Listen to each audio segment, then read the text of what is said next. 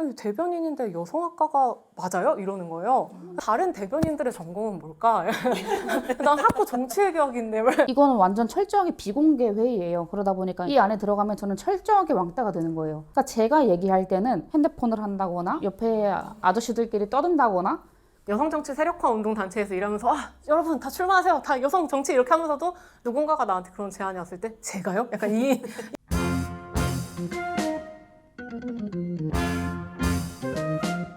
페미니즘 리부트 10년을 맞아서 성찰과 비전 그리고 축하를 하는 불꽃페미 액션의 영상 프로젝트의 4번째 시간입니다. 저는 불꽃페미 액션 가현이고요. 현아이고요. 네, 반갑습니다. 타이밍 안 맞아. 우리가 10년 동안 페미니즘 운동들을 해왔지만 그 운동이 또 우리 사회에 잘 정착되기 위해서는 정치가 또 제 역할을 해야 됩니다. 근데 우리나라가 되게 문제인 게 뭐냐면 그 정치를 하는 사람들 중에 여성들이 굉장히 적고 페미니스트는 더더욱 적은 상황입니다. 그래서 오늘은 이 10년 동안 굉장히 열심히 활동을 해오신 2명의 MZ 여성 정치인을 모셨습니다.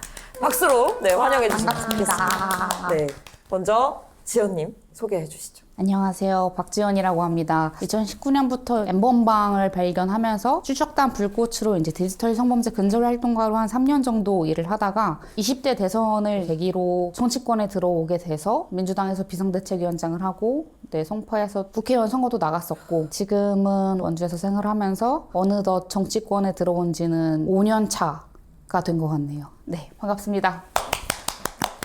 안녕하세요. 저는 조혜민이라고 하고요. 정의당에서 활동을 하면서 여성학 공부하면서 여성단체 활동가로 지냈었습니다. 젠더정치연구소 여세연이라는 오늘 주제랑 완전히 맞닿는 여성정치 세력화하는 운동에 있었고요. 20대 비례대표 후보로 나가고 당에서 여성본부장 활동을 하고 지금은 범죄학이라는 또 다른 공부를 시작하고 있고 오늘 이렇게 의미 있는 자리가 있다라고 해서 왔습니다. 반갑습니다. 네, 사실 저도 2017년부터 페미니즘당 창당 모임이라는 정치 활동을 시작을 하면서 2020년에 21대 국회의원 선거에 지역구 국회의원으로 출마를 하기도 했었고 서울시장 선거에 부시장 후보로 출마를 한 적도 있습니다. 그리고 여러 단체들에서 어떤 책임 있는 역할들을 빼지 않고 맡다 보니까 사실은 어떤 대표하는 자리에 좀 많이 있었던 것 같습니다. 여기 계신 분들과처럼 현아님도 네. 마찬가지죠? 불꽃페미 액션 대표를 맡고 있어요. 네, 그렇습니다. 그래서 오늘이 딱 이제 정치에만 한정하지 않고 자기가 활동하는 영역에서 뭔가 리더로서 또는 누군가를 대표하는 자리에 있는 또는 그런 자리에 도전하려고자 하는 여성들과 뭔가 함께하는 자리가 되었으면 좋겠다. 그래서 그런 내용들을 한번 준비를 해와봤습니다. 자, 그러면 시작하기 전에 아주 간단한 미니게임을 하도록 하겠습니다. 제가 퀴즈를 낼 테니까요. 숫자를 맞춰주시면. 숫자. 네, 숫자를 맞춰주시면 됩니다. 자, 첫 번째, 2024년 기준 지역구 여성 국회의원 비율. 박지연 16%. 다운입니다. 박지연 14%. 딩동댕 정답입니다. 박수 되는 거야? 자, 그러면 두 번째 퀴즈입니다. 2025년 기준 대학교 교원 중 여성의 비율은? 현아, 20% 정도 되지 않을까? 그래도? 업이에요? 오, 혜민 35? 다운. 혜민 30. 업. 지연 33. 다운. 혜민 32? 다운. 나다. 31이요. 딩동댕 맞습니다. 30.7%입니다. 네. 한국의 성평등 지수에서 교육의 성평등은 좀 많이 달성이 된 상태라고 보여짐에도 불구하고 교원 중에는 아직 좀 부족한 상황입니다. 마지막으로 2025년 기준의 국내 100대 기업 여성 임원 비율. 현아, 3%? 업. 나 너무 대한민국 얕잡나 봐. 지연 6%.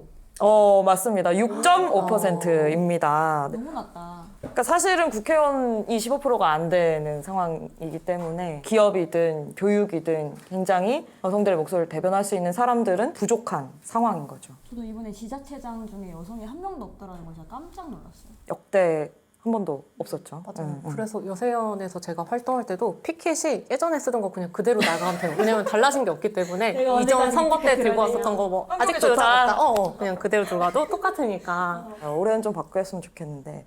자, 그러면 두 번째 게임입니다. 밸런스 게임이죠. 가장 일하기 싫은 정치인 2명 중에 고른다면 1번 윤석열, 2번 이준석. 하나, 둘, 셋. 윤석열. 오, 이유가 궁금한데요. 오. 일은 안 하고 술만 마시자고 할 것 같아서요. 아, 그럼 준성이 좀 일을 할 것 같다. 하려는 척은 할 것 같은데요? 일단 이 판 안에는 있어야 뭐 얘기라도 하고 교도소 그러니까. 와가지고 미팅해야 되고. 제가 범죄학과를 배워서 이 정도 하고 아. 이제 네 이야기를 좀 해보도록 하겠습니다. 우리가 어떤 집단들을 대표해본 경험들이 있고 지금 여전히 그렇게 하고 있는 분들도 계시잖아요. 어떻게 해서 말하자면 리더, 대표의 자리에 좀 도전하게 되셨는지 궁금합니다.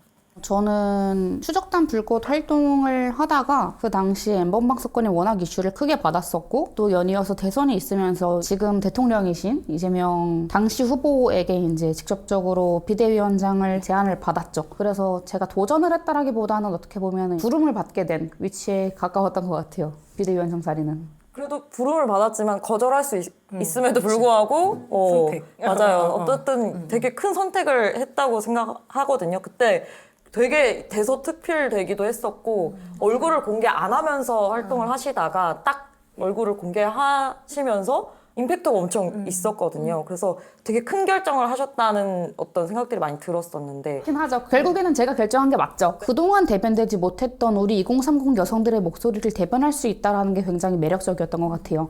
근데 정작 그럴 수 있었냐라고 한다면 그건 또 다른 부차적인 문제이긴 하지만 근데 그럼에도 불구하고 제가 활동가로서 일을 하면서 정작 바뀌지 않는 것들이 있었거든요. 예컨대 피해자들의 삶은 사실상 그렇게 크게 피해자들이 와닿게 바뀌지 않았다라는 그런 이야기들을 너무 많이 들으면서 불꽃 활동을 하면서 뭐 강연도 나가고 가해자 검거에도 도움이 되고 피해자 지원 활동도 하고 이것저것 많이 하는데 그럼 내가 뭐를 더 해야 피해자들의 삶이 나아질까라고 했을 때 남은 거는 정치였던 것 같아요.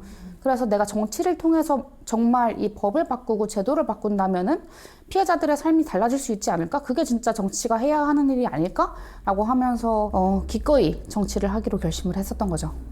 맞죠. 효민님도 어떤 경로였는지. 저는 창당 때 바로 당에 들어가서 당원으로 15년 정도 있었거든요. 직책을 맡을 수 있었던 거는 다 했었던 것 같아요. 예를 들어서 지역위원회 운영위원도 해봤고 대의원도 해봤고 전국위원도 해봤고 그러니까 그 정의당이라는 당이 만들어지는 과정을 거치면서 당에서 페미니즘 가치가 도대체 무엇이냐라는 걸 정립해가는 시간에 저도 있었던 것 같아요. 그래서 2020 총선 앞두고 미투운동과 페미니즘 리부트가 있었던 시기인데 정의당이라는 공간에서 페미니즘이라는 가치를 명확히 세우지 않으면 굉장히 문제가 될 것이다라는 생각을 되게 많이 가졌어서 그래서 2019년도에 청년부 대표 세우는 운동을 청년 당원들끼리 같이 했었고요. 이후에 여성본부장 하고 아예 당에서 페미니즘 후보로 슬로건을 걸고 남겨야 되겠다라는 생각이 들어서 그때 좀 했었던 것 같아요. 지원님은 어쨌든 활동하시던 맥락에서 피해자를 돕는 그런 활동에서 맥락이 이어졌다면 혜민님은 내가 몸담고 있는 조직에서의 어떤 변화들이 되게 절실히 필요한 상황에서 나서게 되었다고 이제 말씀해 주신 것 같습니다. 그럼 현아님은 어떻게 리더가 되셨죠? 슈즈즈. 저는 가만히 서 있었는데 모두가 뒤로 갔어요. 그랬더니 가장 앞에 있는 사람이 내가 되었다.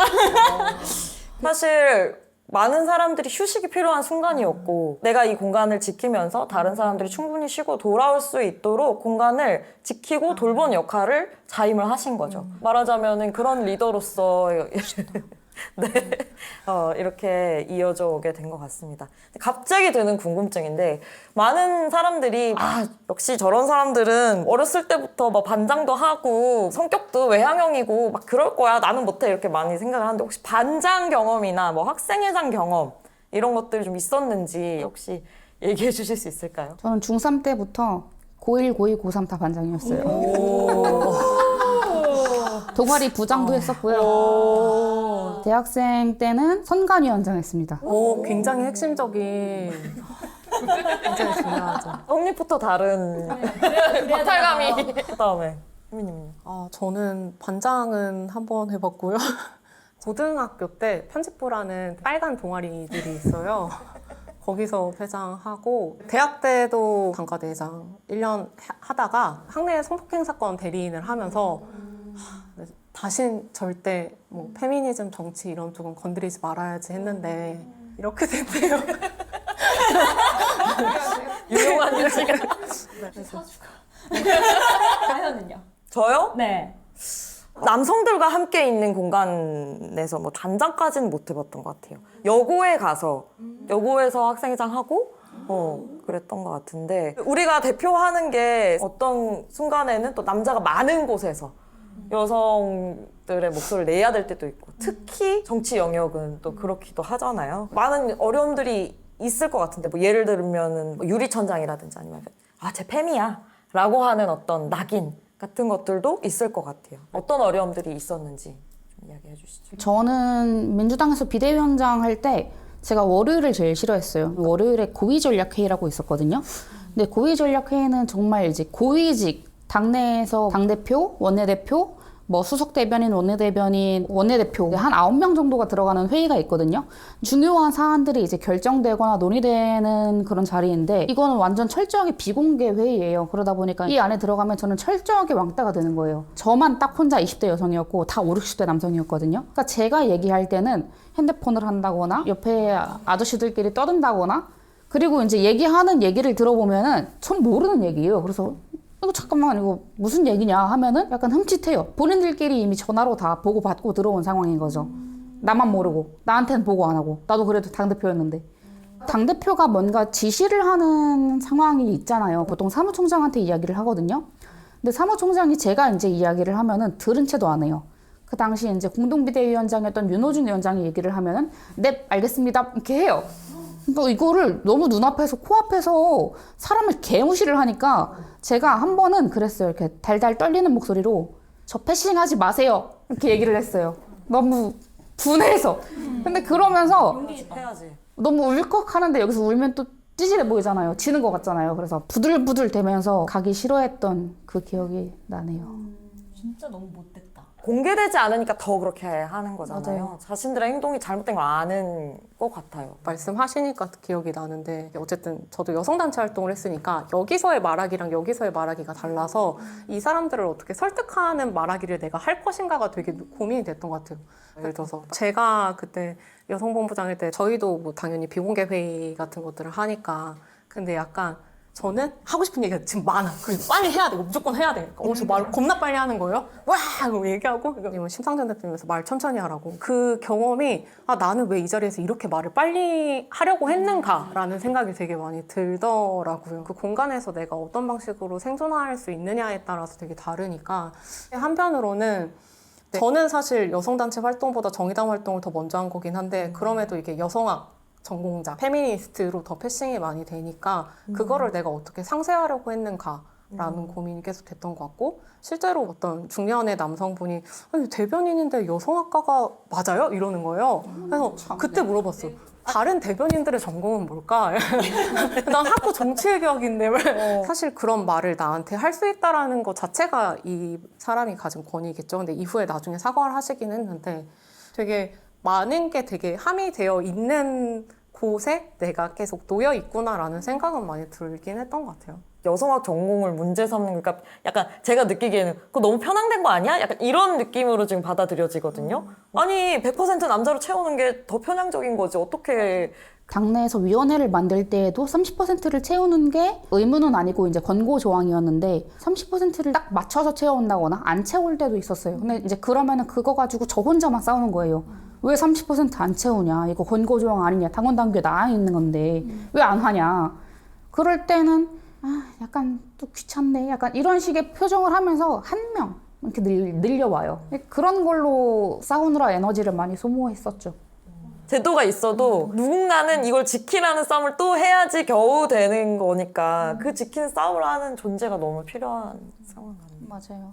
그리고 유리천장도 분명히 있을 것 같은데 사실 일반 기업에서는 너무나 우리나라는 지금 확실한 유리천장 국가인 거잖아요. 승진에서의 분명한 차별이 있고 그런데 정치 영역에서도 공천과 관련되어서 분명히 여성들에게 불리한 어떤 측면들이 계속 존재해 왔다고 생각하거든요. 일단 정치권 내에서의 공천이 너무 중요하잖아요. 근데 그 선거 때 될 지역구에는 여성도 청년도 공천 잘 안 해요. 될 지역구에는 50대 남성, 안 될 지역구에는 그 당시 경북에서 유일하게 공천했던 게 여성 후보였어요. 민주당으로서는 경북은 진짜 힘든 지역이잖아요. 아, 진짜요? 네. 뭐 어차피 안 되는 자리라는 건 없겠지만 근데 너무너무 힘든 자리에만 여성을 공천하니까 이게 너무나 당연한 관례처럼 이어져 왔지만 그마저도 끝까지 이제 남성을 공천하네 여성을 공천하네 가지고 또 끝까지 싸웠었어요. 우리가 국회라고 하는 것은 이 대한민국을 축소해 놓은 그 축소판이라고 얘기를 하잖아요. 근데 그 국회에서조차 이렇게 해버리는데 공천을. 그러니까 유리천장은 존재한다라고밖에 얘기할 수 없는 상황이 계속 반복되는 거죠. 성차별인 거잖아요. 어찌 보면은 근거가 없는 거잖아요. 이걸 해소하기 위해서 사실 할당제나 성평등 비례대표제 이런 것들을 하는 건데 와 능력도 없는데 할당제로 여자들이 자리 꿰찬다 이런 식의 말들을 많이 하기도 하고 최근에 경기도지사에서 민주당 경선에서 남성 정치인이 추미애 의원한테 할당제 수혜 포기해라 이런 식의 이야기를 하기도 하고 그래서 이런 할당제에 대한 이야기를 우리가 꼭 해야 될 것 같아요. 혹시 할당제 수혜자들이신지 궁금해요. 아닌 것 같은데요. 받아본 적이 없는데요. 전 지난 총선 때 사실 받고 싶었어요. 제가 송파 지역에서 청년 여성 할당으로 약간 기대를 했었는데 전혀 받지 못했고 아쉽네요. 근데 아까 추미애 건 얘기하면서 큰준호라는 의원이 문제 제기를 한 거잖아요. 그랬을 때 오히려 좀 되게 전복시켜주길 바랬었던 것 같아요. 수혜 받을 건데 뭐 어쩔? 약간 그러니까 수혜라는 단어는 분명히 문제적이긴 하지만 그 제도적인 기틀 안에서 분명히 그걸 만들었었던 여성들이 분명히 있고 정치권 내에서도 그리고 그걸 유지시키려고 노력을 해왔잖아요. 이전에 할당제 수혜를 받았었던 이정미나 심상정이라는 여성 정치인이 있었기 때문에인 것 같거든요. 사실 제가 여성본부장이라는 그 직함을 제안을 받았을 때도 이게 되게 모순적이긴 한데요. 저도 여성 정치 세력화 운동 단체에서 일하면서 여러분 다 출마하세요. 다 여성 정치 이렇게 하면서도 누군가가 나한테 그런 제안이 왔을 때 제가요? 약간 내가 당 활동을 10년 넘게 해도 내가 여성학을 하고 해도 내가 정말 할 사람인가에 대한 물음이 있었던 거거든요. 근데 그때 심상정 대표님이 하셨던 게 그런 망설이는 시간을 이제는 여성들이 되게 줄였으면 좋겠다라는 이야기가 좀 많이 도움이 됐었어요. 그래서 그 덕분에 저도 들어갔기 때문에 상호적인 것 같아요. 이 사람이 받은 수혜를 나도 받고 어떻게 또 다른 여성한테 줄 것인가 측면으로 되게 많이 봤었던 것 같아요. 사실 그러라고 만든 제도인 거잖아요. 그래서 뭐 어쩔 건데? 약간 맞아. 사실은 그동안 받아왔던 차별을 마이너스 1을 그냥 0으로 올려주는 건데 마치 플러스 1 되는 걸로 착각하는 사람들이 너무 많다. 마치 우리나라만 뭔가 이제 능력이 없는 여성들이 이렇게 하는 것처럼 하는 것도 어찌 보면 정말 성차별의 문제이지 않을까 생각이 듭니다. 말씀해주신 것처럼 능력도 없는데 그 자리에 간 거 아니냐라는 얘기를 되게 많이 하는데 실상 그 자리에 가게 됐을 때 여성들이 맡게 되는 것들은 홍보라던가 아니면은 그 공간을 돌본다거나 아니면 성폭력 상황이 있었을 때 한라인 역할을 맡는다거나 사실은 리더십을 제대로 발휘하기 굉장히 어려운 시에 여성들이 많이 놓이게 된단 말이에요. 평가를 정말로 제대로 받을 수 있는 공간에 여성들이 진출할 수 있게 도와주는가?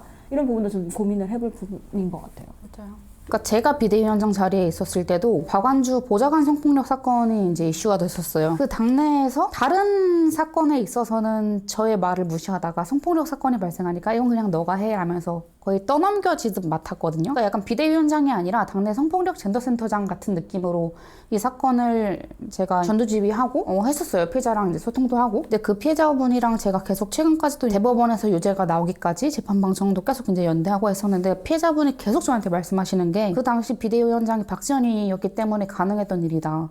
제가 그래도 대표였음으로 인해서 이 피해자를 지키고 가해자를 처벌을 받을 수 있게 했었다라는 자부심을 느끼거든요. 근데 그런 부분에 있어서 우리가 뭐 성폭력 사건 외에도 여성들이 그 자리를 지킴으로 인해서 우리가 지킬 수 있는 또 다른 여성들이 있다라는 것을 우리가 알았으면 좋겠어요. 예를 들어서 홍보 같은 부분은 특히나 이게 국회 보좌진 직급에 따른 성비를 보면 그게 되게 고착화가 많이 되어 있잖아요. 저랑 정당 활동을 했었던 사람들이 의원실의 보좌진으로서 본인의 꿈을 키운단 말이에요. 그럼 대부분 말씀하신 것처럼 홍보일을 맡게 되는데 정말 냉정하게 홍보일을 맡는 사람한테 고위직을 주지 않아요. 직급을 높게 주지 않는단 말이에요. 근데 그 친구는 실제로 하고 싶은 일은 정무예요. 근데 정무라는 기회가 주어지지 않기 때문에 결국에는 이 국회를 이탈해서 내가 또 다른 어떤 전문 자격증을 해서 오거나 그러니까 여기에서 성장할 수 있는 방법이 없는 거죠. 그래서 우리가 할당제를 얘기할 때도 전 더 적극적인 할당제가 곳곳에 의원실 등등에 필요하지 않나라는 생각도 되게 많이 들더라고요. 이제 그래야 여성 정치인이 외롭지도 않을 것 같아요. 저도 대변인으로 어떤 활동할 때 되게 욕을 먹은 적이 있는데 그때 국회페미가 입장문을 내주신 게 되게 좋더라고요. 이 공간에 나만 있는 게 아니다. 단 한 자리라도 여성이 있는 것이 누군가에겐 정말 큰 힘이 되는 거고 그 한 명을 둘러싼 다른 여러 여성들과 만들어지는 문화들, 지지적인 언행들 이런 것들은 또 더 많은 여성들이 자기 목소리를 낼 수 있게 도와주는 거잖아요. 또 그런 의미에서 주변의 도움이나 어떤 연대나 이런 것들을 느꼈던 적이 있었는지 어떤 도움이 있었는지 그런 것들도 궁금합니다. 제가 대변인으로 활동을 할 때 그때는 탈색을 하고 있었는데 문신도 하고 탈색도 하고 여자애같이 생기지도 않은 애가 뭐 저런 막 이런 식의 것들과 스스로 위축되거나 할 때 약간 여성 당직자분들이 막 기프티콘 보내주고 그랬어요. 이거는 우리가 할 수 있는 거다.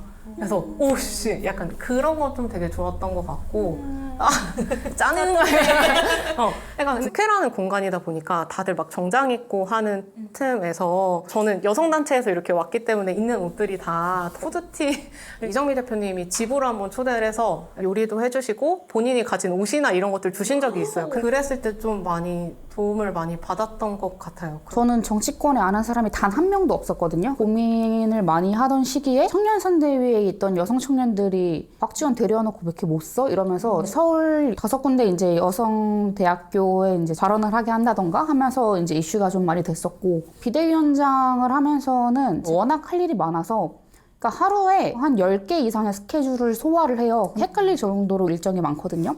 근데 그러면 기존에 이 비대위원장을 보좌해본 그 보좌진의 역할이 필요한데 그 당시 부의장이었던 김상희 부의장님이 자기 이제 보좌진을 한 명 보내주셨죠.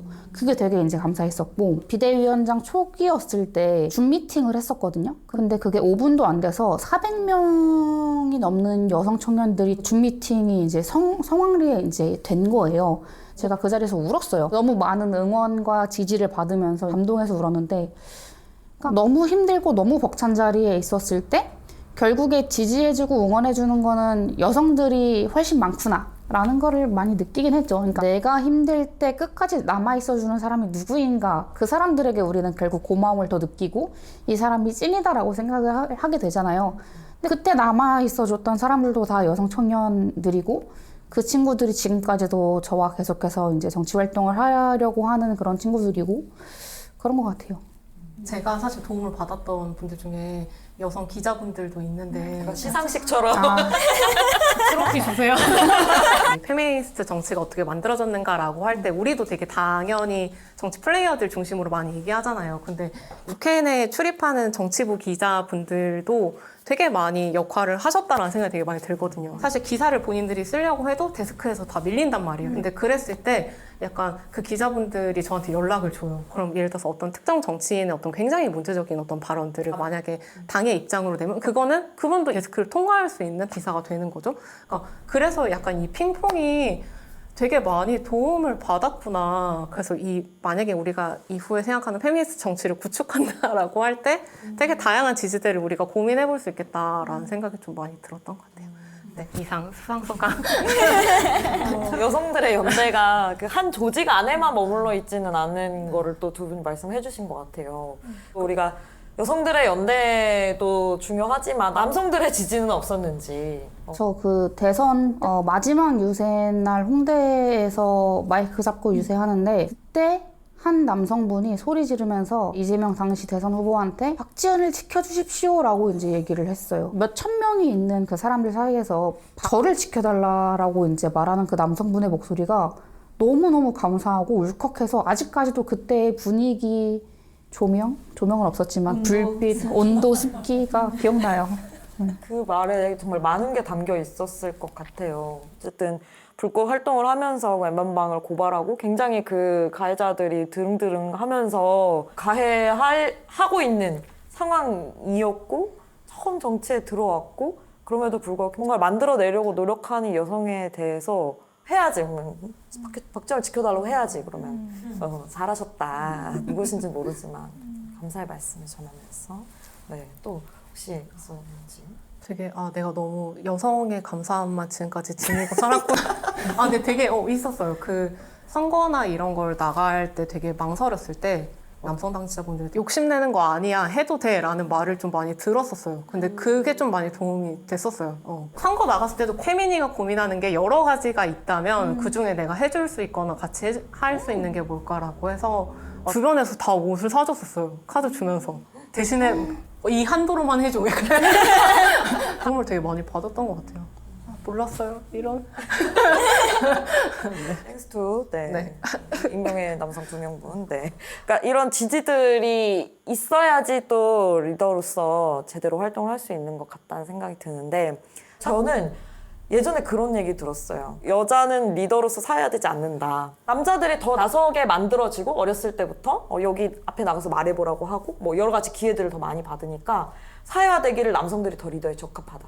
이게 사실은 그럴 수 있어요. 어떤 측면에서 성차별적인 사회에서 길러져 오면서. 근데 이걸 바로잡기 위해서는 또 다른 측면도 우리가 계속 찾아내야 되는 거잖아요. 여자가 왜 잘할 수 있는지. 그래서 그런 것들도 고민해 보신 적이 있는지 궁금합니다. 그러니까 그렇게 말한 사람, 여자는 리더로서 사회화되지 않았다라고 말하는 사람이 사회화가 덜 된 것 같아요, 저는. 그러니까 여자만큼 사회화가 너무 많이 된 동물이 있을까라는 생각이 들거든요. 너무 사회화가 되어서 아까 혜미님도 말씀하셨다시피 이제 하고 싶은 말이 너무 많아서 말이 빨라졌다고 얘기를 하잖아요. 이 사람도 하고 싶은 말이 많겠지.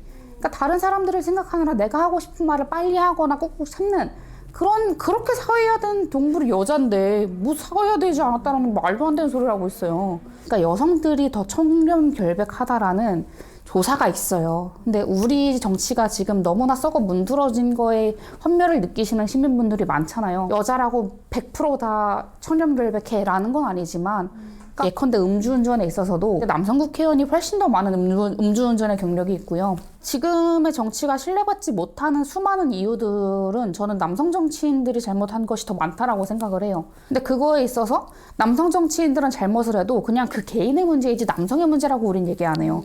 여성 정치인이 뭔가 잘못을 하면은 그거에 대해서 여자들이 문제야라고 이제 이야기를 한다라는 거잖아요. 만약에 남녀동수로 해가지고 그 분포를 맞춘다라고 했을 때 저는 정치의 생태계가 훨씬 더 나아질 거라고 확신합니다. 그렇기 때문에 여자분들 정치를 해야 해요.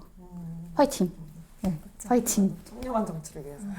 가연님한테 그렇게 말한 사람처럼 그런 의견을 가진 사람이 있다면 오히려 진짜 한 50년 정도를 여성들한테만 다 해보는 거야. 우리는 아직 확인해본 적도 없고 검증해본 적도 없고 실패해본 적도 없으니까 네 말이 맞는지 나 진짜 궁금해. 그러니까 한번 해보자. 이러면서 한 50년 정도를 여성 막 돌려. 근데 여기에서의 저는 한편은 전 여성도 실수할 수 있고 잘할 수 있다라고 생각을 해요. 그런 기회가 애초에 주어지지 못한 게 원인일 수 있다 생각이 들어서 그렇게 얘기를 해보고 싶네요. 저도 여성이라서 더 잘할 수 있는 영역이 있다라고 생각을 하는데 그게 이제 여성의 본질성 때문이 아니라 여성이 그 사회적인 이제 구조 안에서 약자성을 가지고 있다는 면에서 잘할 수 있는 부분이 있다고 생각을 해요. 그러니까 이제 리더십이라고 하면은 여성 리더십 그리고 여성적인 리더십 그리고 페미니즘 리더십 이렇게 좀 갈릴 수 있을 것 같은데 페미니즘 리더십은 어떻게 더 서로가 평등하게 논의하고 토론하고 이 방향성을 조정하고 나아갈 수 있지? 이 조직 문화 그리고 추구하려고는 하는 이 목적 자체에서 성평등의 가치 그리고 차별이 없는 이 세상을 같이 만들어가는 관점 안에서 이 조직을 운영하는 것 그 여자들이 오히려 그런 먼지와 같은 차별들을 이해하고 이 기울어진 운동장을 인식했기 때문에 그래서 더 수많은 차별들에 대해서 더 평등하게 나아갈 수 있는 방법을 알고 있잖아요. 그런 면을 활용해서 우리는 더 좋은 리더십을 충분히 발휘할 수 있다라고 생각해요. 듣다 보니까 궁금한 게 있는데 여자라서 이런 점에서 더 잘할 수 있다라는 이야기들을 좀 나눠봤는데 나는 뭘 잘하는지 하나씩 좀 어필을 해주시면 좋을 것 같거든요.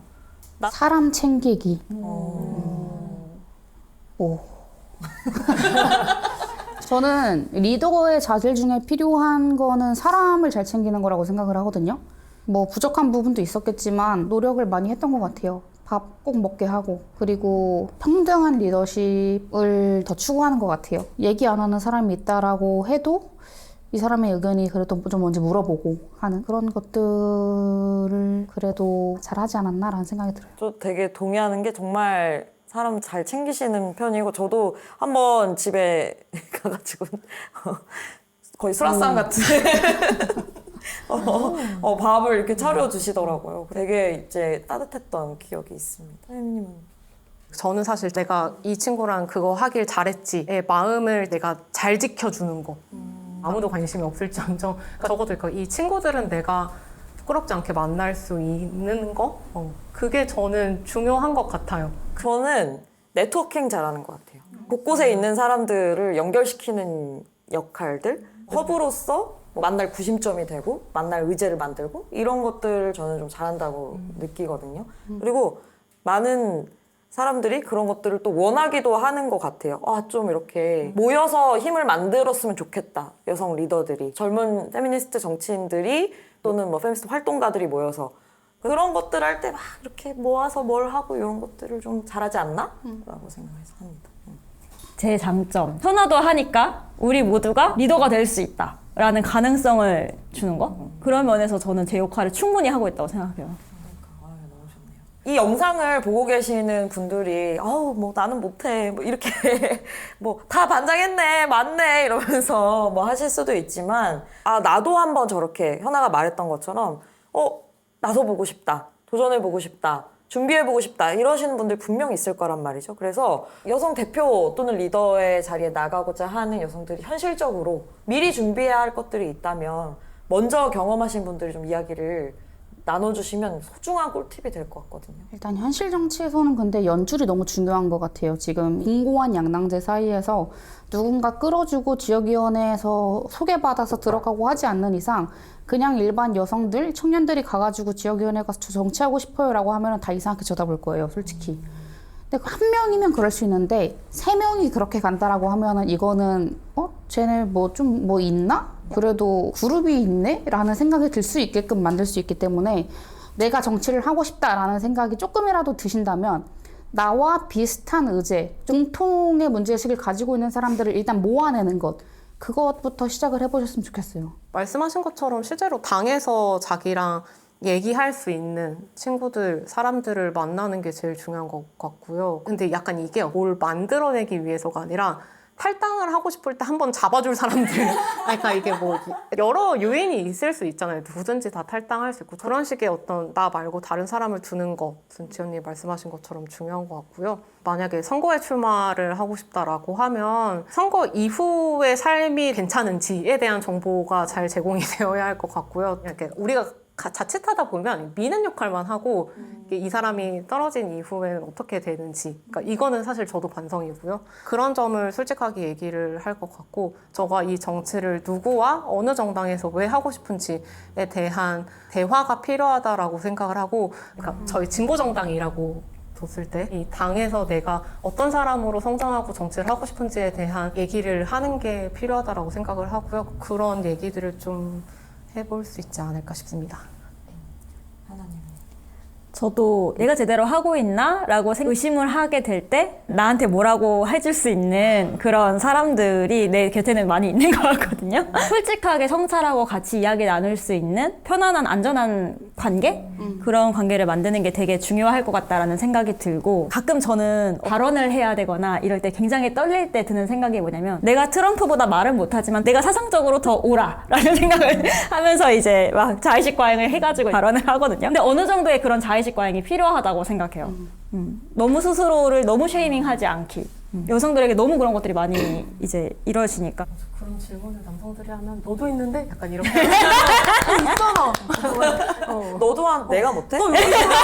겸손하지 말기. 맞아요. 그러니까요. 그러면 지금 각자의 영역에서 목소리 내보려고 하는 여성들에게 하고 싶은 말을 한마디씩 하면서 마무리해보면 어떨까 합니다. 존버하십시오. 저도 당내에서 있으면서 여성 기자님들, 또래 여성 기자님들이랑 서로 응원하면서 힘을 많이 냈거든요. 그때 여성 기자님들이랑 한 얘기도 우리가 존버해서 지금은 별로 힘이 없는 말진 기자들이지만 나중에 이제 편집장 되고 신문사 사장 되고 하면은 우리가 낼 수 있는 기사들 낼 수 있을 거다, 이런 이야기들도 많이 하셨어요. 그래서 저는 정치계, 언론계, 뭐 문화예술계 등등등 더 많은 자리에 여성들이 더 많이 포진해 있어서 우리가 더 페미니즘적인, 더 평등한, 더 안전한 그런 공간들을 우리가 만들어 나갈 수 있었으면 좋겠어요. 이게 매번 하다 보면 첫판 깨기 같은 느낌이 가끔 드는데 돌아보면 분명히 그런 사람들이 되게 많이 있었거든요. 그래서 되게 기록을 하는 게 중요하다는 생각이 많이, 어떻게든 기록을 남겨서 이후에 사람들이 참고하고 혹은 나도 다시 참고할 수 있게끔 하면 좋겠다라는 책임감을 드리고 싶어요. 네. 저는 소설 피프티피플에서 나왔던 말인데 너는 필요해 라는 말을 전하고 싶어요. 당신은 부정할지 모르지라도 당신은 이 사회에 나올 필요가 있다. 너는 필요해. 네. 좋다. 각자 자기 카메라 보면서 너는 필요해, 이렇게 필요해. 너는 필요해. 네. 기록해 주세요. 뭐 이랬는데 너무 필요해. 기록해야 되니까. 적어야 되거든. 저도 이미 우리가 지금 버티고 있잖아요. 버텨서 여기까지 왔고 10년 동안 다양한 실패와 도전을 반복하면서 끝까지 붙잡고 여기까지 왔다. 그래서 주변에 있는 동료들을 잘 붙잡고 동료들의 말을 잘 듣고 하지 말라는 데 이유가 있을 수 있거든요. 맞아요. 네, 그래서 우리가 서로의 손을 놓지 않고 떠내려가지 않고 이 남성 중심적 세상의 물결 속에서 버텼으면 좋겠다. 저도 그런 말 전하고 싶습니다. 올해도 더 많은 성평등한 정치인들이 등장할지도 기대가 되고 더 많은 여성 대표들이 나오길 바라면서 마치겠습니다. 넌 필요해. 와.